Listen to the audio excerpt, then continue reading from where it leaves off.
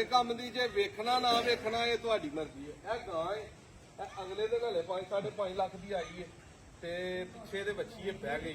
ਗਰਮੀ ਹਲਾਇਦੀ ਨਹੀਂ ਸੀ ਕਰਦੀ, ਥੋੜੀ ਬਹੁਤੀ ਕਰਦੀ ਸੀ।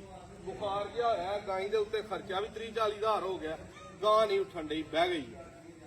ਉੱਠਣਾ ਇਹਨੇ ਕਿੰਜੇ ਉਹ ਤੁਸੀਂ ਦੁਆ ਕਰ ਦੇਣੀ ਹੈ। ਬਾਕੀ ਡਾਕਟਰ ਦਾ ਟ੍ਰੀਟਮੈਂਟ ਜਾਰੀ ਹੈ। ਇਹ ਸਾਡੇ ਕੋਲ ਭਰਾ ਗਏ ਨੇ ਗੁਜਰਾਤੋਂ, ਇਹਨਾਂ ਲਈਆਂ ਨੇ 2 ਗਾਵਾਂ ਵਜ਼ੀਰਾਬਾਦ। ਵਜ਼ੀਰਾਬਾਦ ਕਿਹੜੀ ਜਗ੍ਹਾ ਦੇ ਹੋ?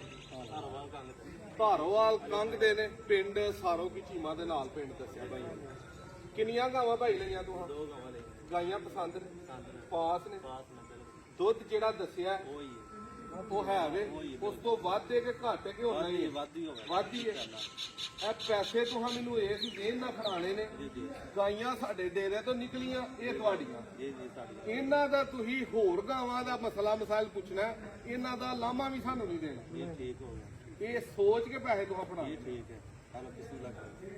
ਲਓ ਜੀ, ਇਹ ਭਾਈਆਂ ਨੂੰ 7 ਲੱਖ ਦਾ ਜੋੜਾ ਗਾਈਆਂ ਦਾ ਦਿੱਤਾ। ਤਕਰੀਬਨ ਗਾਈਆਂ ਦੇ ਕੋਲ 10-10 ਕਿਲੋ ਦੁੱਧ ਸੀ। 3.5 ਤੋਂ 4 ਦੇ ਬਜਟ 'ਚ 10-12 ਕਿਲੋ ਵਾਲੀ ਗਾਂ ਮਿਲ ਜਾਂਦੀ ਹੈ। ਹੋਰ ਵੀ ਜਿੰਨੇ ਭਰਾ ਸਾਡੇ ਕੋਲ ਗਾਈਆਂ ਲੈਣ ਵਾਲੇ ਨੇ, ਮੱਝਾਂ ਦੀ ਮੈਂ ਨਹੀਂ ਗੱਲ ਕਰਨ ਡਿਆ, ਉਹ ਮੱਝਾਂ ਬੱਜੀਆਂ ਨੇ 8। ਜਿਹੜਾ ਮਰਜ਼ੀ ਬੰਦਾ ਆਏ, ਆ ਕੇ ਸਾਡੇ ਕੋਲ 2 ਟਾਈਮ ਰਵੇ, ਚੁਆਈ ਕਰੇ, ਦੁੱਧ ਪੂਰਾ ਹੋਏ ਤੇ ਲੈ ਕੇ ਜਾਏ। ਘਰ ਜਾ ਕੇ ਵੀ ਦੁੱਧ ਘਟ ਜੇ, ਅਸੀਂ ਵਾਪਸ ਲਾਂਗੇ। ਪੱਠਿਆਂ ਦਾ ਅੱਲਾ ਦੇ ਫਜ਼ਲਾਂ ਸ਼ੁਰੂ ਹੋ ਗਏ ਨੇ।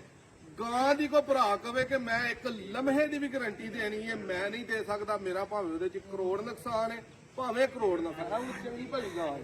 ਅੱਲਾ ਨਾ ਕਰੇ ਕਿਸੇ ਦੀ ਮੱਝ ਇਸ ਤਰ੍ਹਾਂ ਅਚਾਨਕ ਮੈਂ ਨਹੀਂ ਬੈਠੀ ਵਹਿੰਦਾ, ਉਹ ਬੜਾ ਸੰਗੀਨ ਮਸਲਾ ਹੈ ਤੇ ਮੱਝ ਬੈਂਦੀ ਹੈ। ਗਾਂ ਇੱਕ ਆਮ ਲਫ਼ਜ਼ਾਂ 'ਚ ਜਿਵੇਂ ਫੋਸੜ ਤੇ ਕਿਸੇ ਕੰਮ ਦਾ ਨਹੀਂ ਨਾ ਜਾਨਵਰ। ਬਹਾਦਰੀ ਦੇ ਹਵਾਲੇ ਦੇ ਨਾਲ, ਦਿਵਤਾ ਦੇ ਖਲੋਣ ਦੇ ਹਵਾਲੇ ਨਾਲ ਗਾਂ ਜਿਹੜਾ ਉਹ ਉਸ ਤਰ੍ਹਾਂ ਦਾ ਜਾਨਵਰ ਨਹੀਂ। ਇਸ ਲਈ ਗਾਂ ਦੀ ਸਾਡੀ ਕਿਸੇ ਵੀ ਭਾਈ ਨੂੰ ਕੋਈ ਛੋਟ ਹੀ ਨਹੀਂ ਹੁੰਦੀ। ਡੇਰੇ ਤੇ ਆਓ, ਆ ਕੇ ਰਵੋ, 2 ਟਾਈਮ 4 ਟਾਈਮ 6 ਟਾਈਮ ਸਾਡੇ ਕੋਲ ਚੋਵੋ। ਸਾਡੇ ਡੇਰੇ ਤੋਂ ਜਦੋਂ ਗਾਂ ਬਾਹਰ ਜਾਂਦੀ ਹੈ ਫਿਰ ਭਾਈ ਗਾਂ ਮਾਰਦਾ। ਆ ਕੇ ਕੈਸਾ ਲੱਗਾ ਦੋਵਾਂ ਭਾਈਆਂ ਨੂੰ ਸਾਡੇ ਕੋਲ?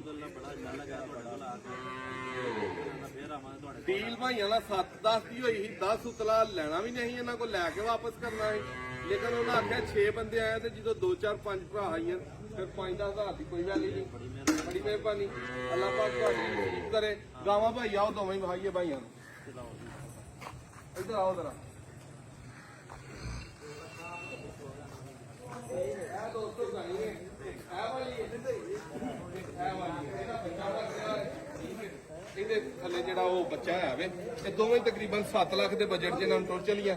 तो 10-12 हज़ार ਇਹਨਾਂ ਦਾ ਕਿਰਾਇਆ ਲੱਗੇਗਾ। ਵੀਡੀਓ ਅੱਛੀ ਲੱਗੇ ਸ਼ੇਅਰ ਕਰਨੀ ਹੈ। ਇੱਕ ਨੈਕਸਟ ਵੀਡੀਓ 'ਚ ਮਿਲਾਂਗੇ।